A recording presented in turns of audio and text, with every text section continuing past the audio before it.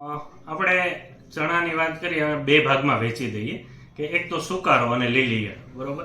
સુકારો જે છે એ જમીનજન્ય ફૂગ જે ફ્યુઝેરિયમ નામની એક ફૂગ છે એને કારણે આવે છે. શરૂઆતથી માંડી એટલે કે ચણા ઉગે ત્યાંથી માંડી અને આમ કહેવાય ને કે પોપટા થાય પાકવા સુધી આ સુકારો છે એ આવે છે.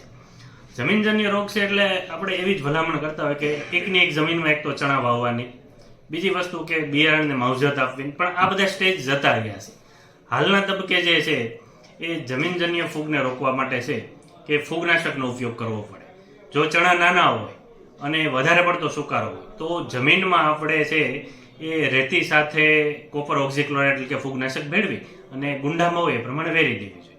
અથવા એની જગ્યાએ છે મેન્કોઝેબ ને કાર્બેન્ડાઝિમ જે બજારોના સાફ મળે છે એને પણ છે એ વાપરી શકાય.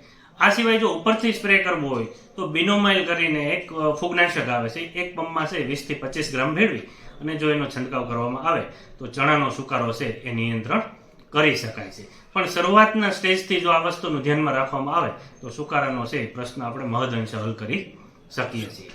હવે બીજી વાત થઈ કે લીલી ઈયળ. ખાસ કરીને લીલી ઈયળ છે એ લગભગ ચણા એકાદ મહિના થાય ત્યાંથી શરૂઆત થાય.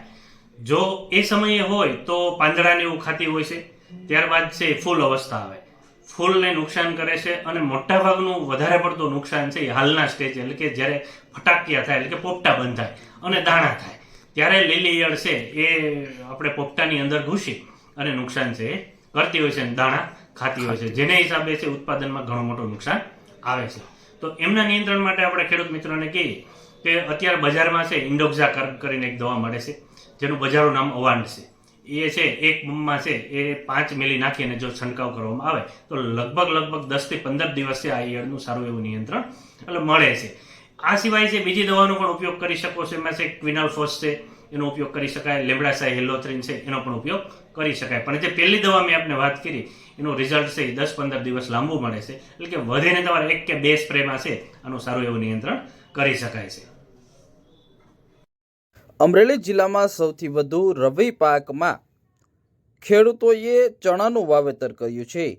ચણા એ ઓછા પાણીએ વધુ ઉત્પાદન આપતો પાક ગણવામાં આવે છે, જેથી આ વર્ષે અમરેલી જિલ્લામાં રવિ પાકમાં 50,000થી વધુ હેક્ટરમાં ચણાનું વાવેતર થયું છે.